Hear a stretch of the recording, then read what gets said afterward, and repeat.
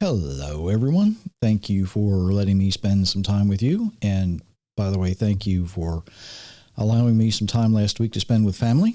That was well enjoyed. I ate too much, but it was a good time. Don't forget to hit those like buttons, share buttons, subscribe buttons. And if I don't do this, I get messages. The books are available at authorjerrymitchell.com. Also, you can follow the links at givegod90.com if you are so interested. Okay, we are going to look at something today. This shouldn't be confusing. I hope I can explain this the way I want to. One of the types of questions that I'm often asked is how we do something. Like, how do we observe the Sabbath? How do we love our neighbor? And what's really being asked is how our Creator wants us to display our worship for Him, or how we interact with each other, those kind of things. And a similar question I received not too terribly long ago.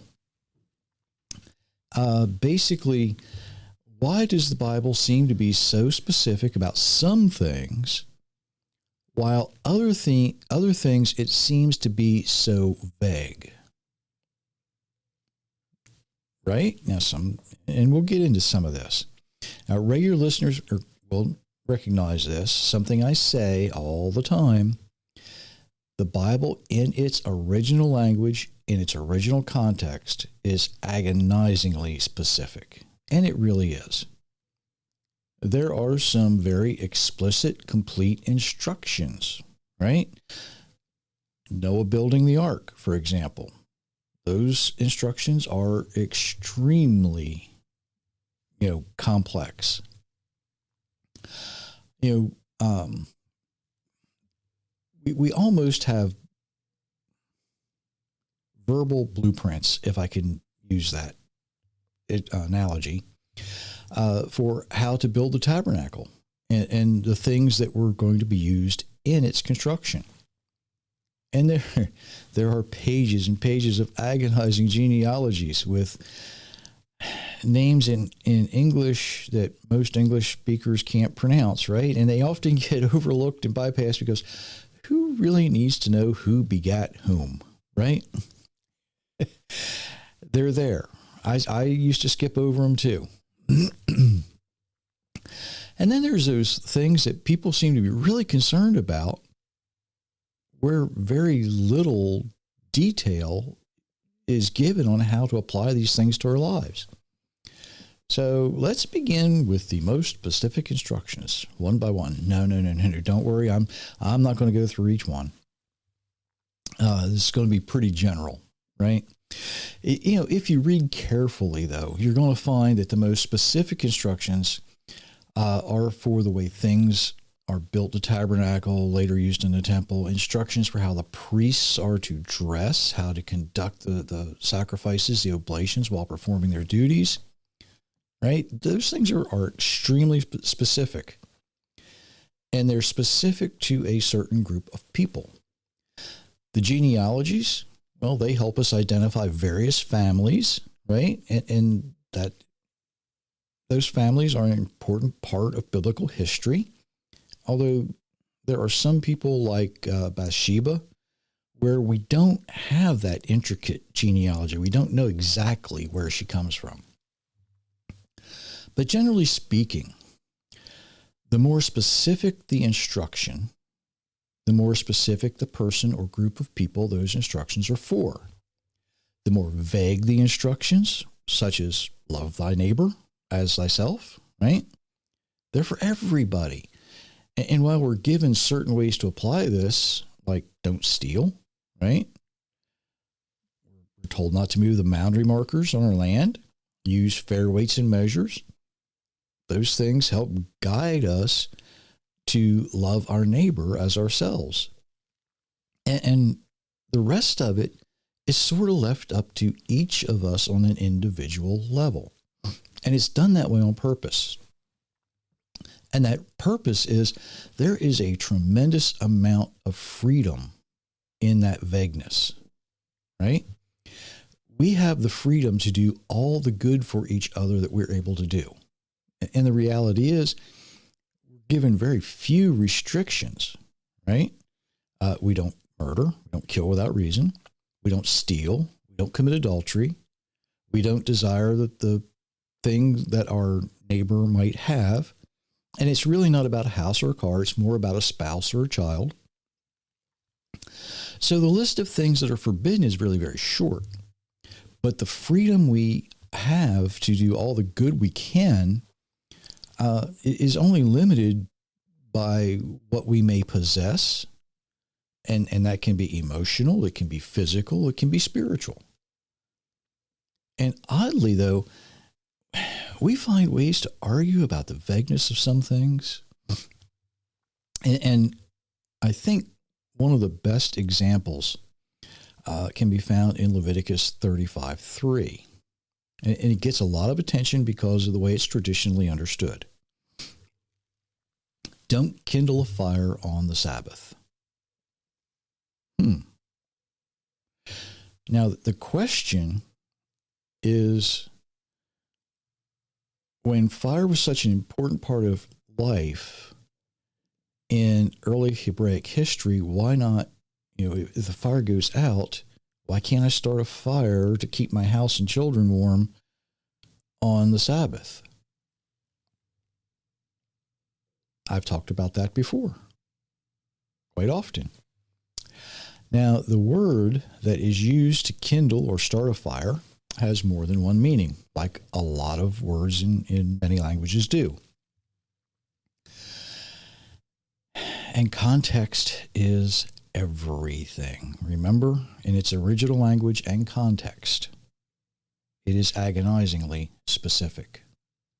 The problem is, even in this particular context, it's a little confusing. The preceding verse to that, 6 days will work be done, but the seventh day is a holy day, a Sabbath, a complete rest. Whoever does any work on the Sabbath must not be put to death. Do not light a fire in any of your dwellings on the Sabbath day.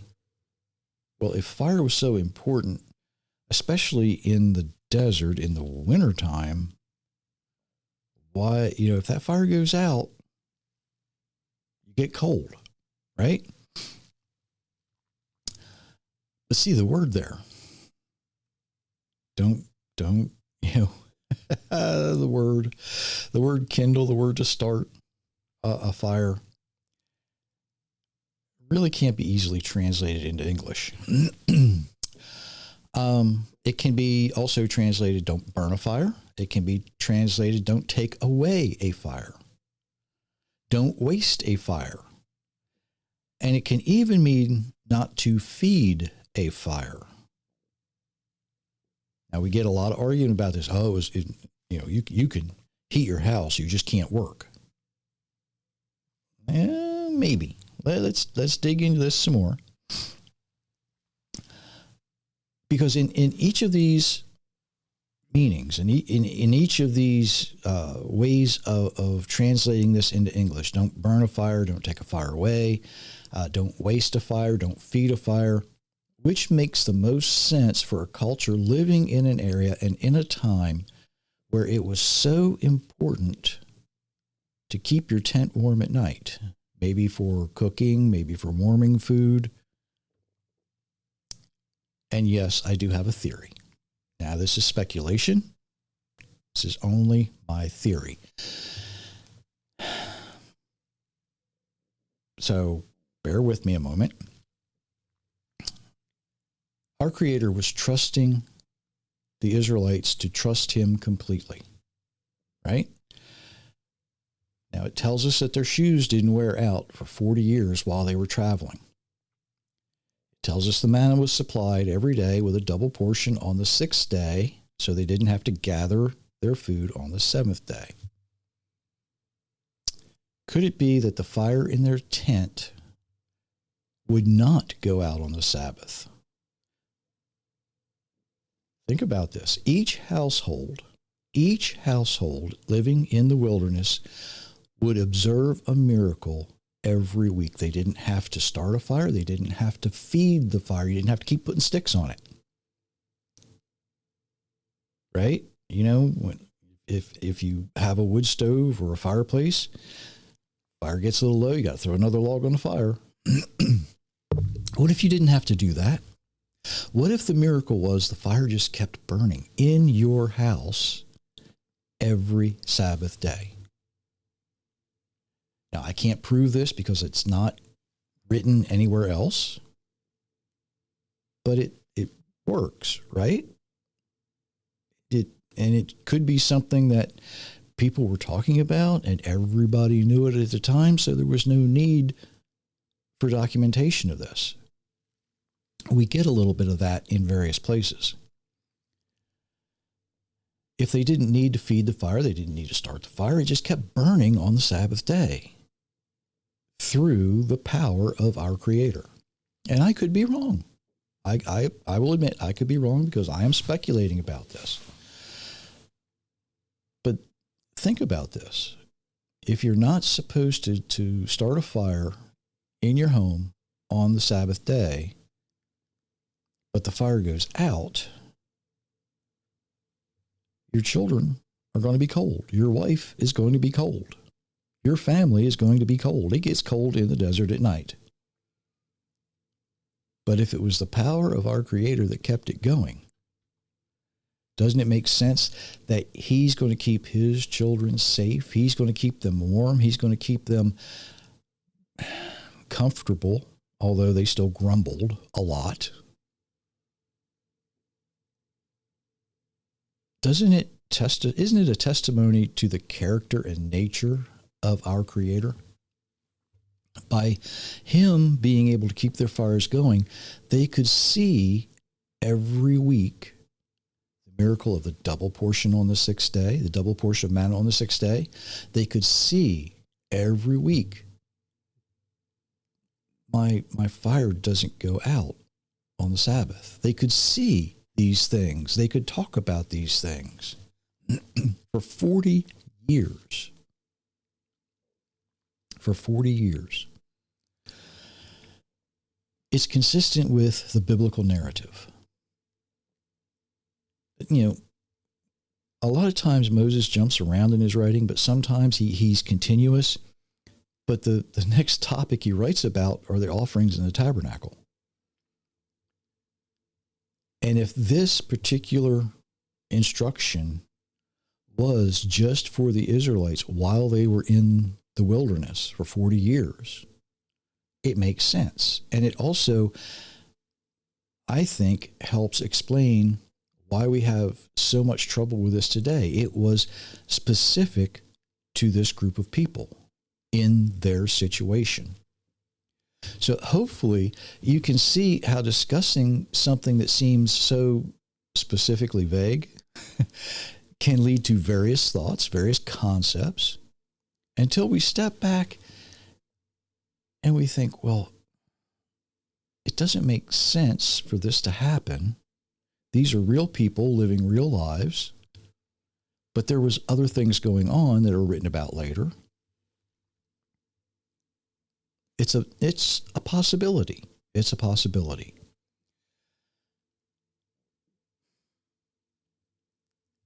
The way things come together in the Bible, sometimes you've got to step back and take that overview. You can't always, the details are there, but it's finding them sometimes that is the hard part. So when you think that something might be vague, a good question to ask yourself is this vague because it's giving me as an individual freedom to do good? Don't work on Shabbat. Don't work on the Sabbath. Is it vague because it's giving me the freedom to worship and do good? And doing good for our Creator and for each other is something that is always allowed. always allowed. And that is something to think about until next time. And I hope that made sense. I think it did. If you have any questions, you can leave them in the comments. You can send me a email or a message. Some of you have my private messaging, and that's fine. But if you have questions, let me know. Let me know. And until next time, I do wish you many, many blessings, everyone.